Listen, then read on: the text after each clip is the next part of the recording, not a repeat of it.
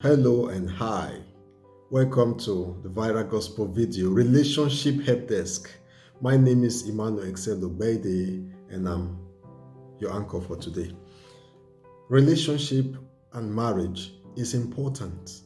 You can make a relationship the most enjoyable part of your life. You can make your love life, your marriage, the most interesting part of your life as a person. But there are things you should know. One, you should understand that marriage and relationship are intended to be for a lifetime. Therefore, you do not make it boring. Therefore, you do not subject your partner or you do not subject somebody to a lifelong imprisonment, of boredom. You have to understand that your relationship is a lifelong commitment. It's a lifelong journey. Therefore, your partner deserves to be happy. Because this is so, you have to learn to be creative. You have to spice your marriage and relationship up. You have to add to it interesting activities that will build, that will educate, that will entertain your partner. Everybody likes to have fun, irrespective of the status, age, or sex of the person. Don't deprive your partner. Don't live a boring life. Don't spend your whole life in boredom. That's why most relationships have problems. When it's getting boring, when it's getting tiring, when it's no longer interesting, no matter how strong the love is from the beginning, once it's been weakened, once people start feeling bored, they want to change.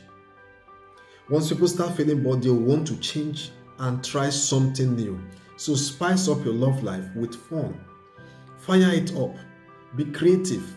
Do activities, creative activities, educative activities, entertaining activities that are coined, that are customized from the hobbies of the two parties involved.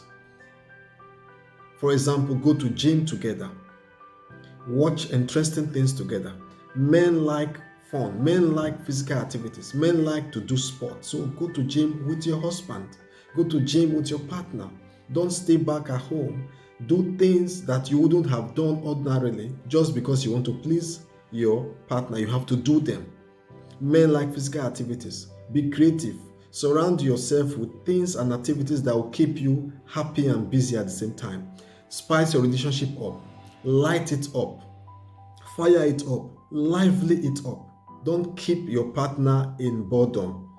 I've said this before. Strengthen the bond. This will strengthen the bond. This will make you more united. Become more united. The Bible says two shall become one. Do everything that will strengthen your partner. Do everything that will strengthen your relationship. Be the lifeline. Be the emergency line for your spouse.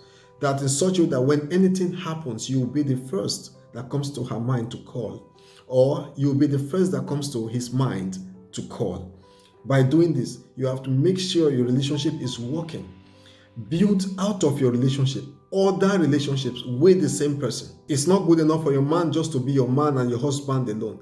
Build out of this man, build out of this relationship other relationships, like being his gist partner, being his hobby mate, being his gossip mate, being his best friend, being his colleague, be whatever it is that will bring two of you together all the time.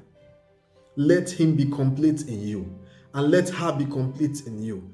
Do things that other than the marriage, other than the relationship, other kinds of friendship can be built into one. In this way, cooperation and unity will be enhanced in your home. That's why I said build out of this relationship other kinds of relationship with the same person. I don't know how best to explain this. I hope you understand what I mean. It doesn't end there. Also, try as much as possible to invest quality time. Relationship bonding needs time. Invest quality time with your partner. Invest quality time in your relationship. Create the kind of atmosphere that you want. Create the kind of home you want. Let everybody be happy in it and make sure every partner is happy. Every partner is satisfied.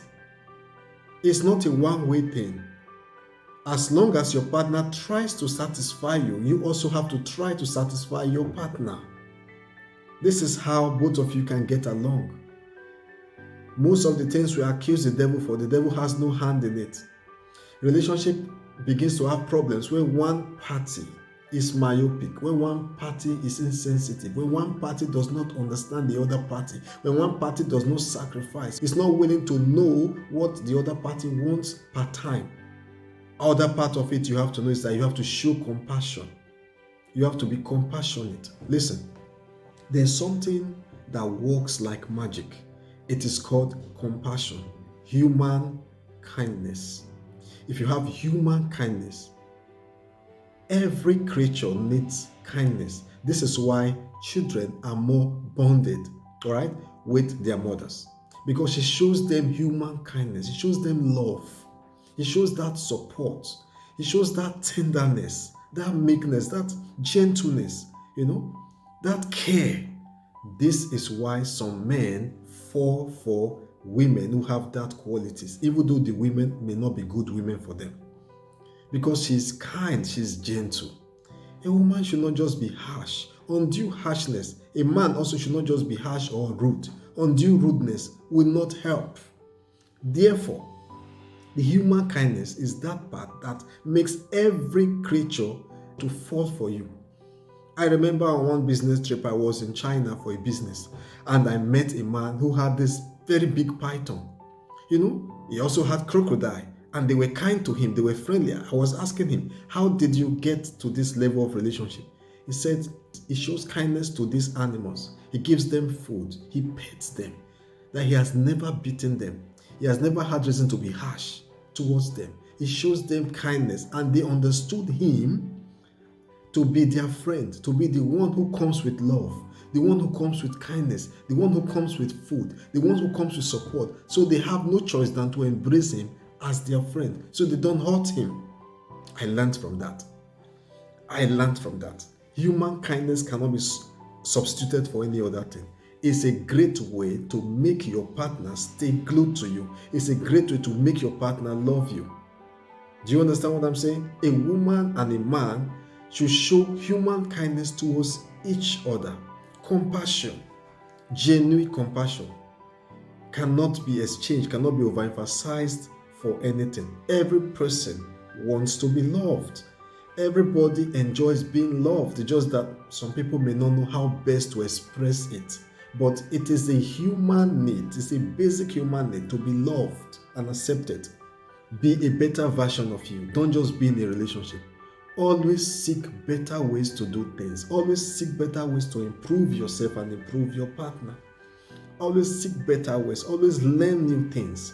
Be open to learning. Be open to constructive criticism. Don't be so defensive. Be open to learn. Look for better ways to do the same things you are doing. This way, you become a better man. It's a challenge. Take it upon yourself to be a better man, to be a better person, to be a better man, to be a better woman. Seek for constant improvement and be an agent also of change. Give kind words, give compliments, appreciate your partner. I started teaching this at my marriage programs. I'll tell men, what do you hate most in your family? What do you hate most in your spouse? What is that thing you hate the most? Can you tell me? And the gentleman stood up and said to me, "Sir, my wife was a beautiful woman, and one time she gave birth. After that, she has stretch marks. I hate stretch marks. It irritates me." I said, "Okay, is that all?" He said, "Yes." I now took from an ancient Japanese wisdom, ancient Japanese theory that is called Kinsushi. Pardon my language. Kinsushi is a normal process, a normal poetry where Japanese people have adopted this. A poetry, when a plate, when a cup, when anything breaks, they don't throw it away. They take the broken cup, they take the pieces, and they patch it with gold linings. They patch it with diamond linings. They patch it with brass linings. They patch it, they mend it with silver linings. It becomes a design. They don't throw broken cups, broken plates, and things away. Now, listen to this. The cup or the broken part becomes a history. It becomes a survivor. It becomes a victor. It shows that something had conquered. This something that was broken before, and now it's no longer broken. They make a design. It's a very beautiful line, and the value of that vessel becomes increased.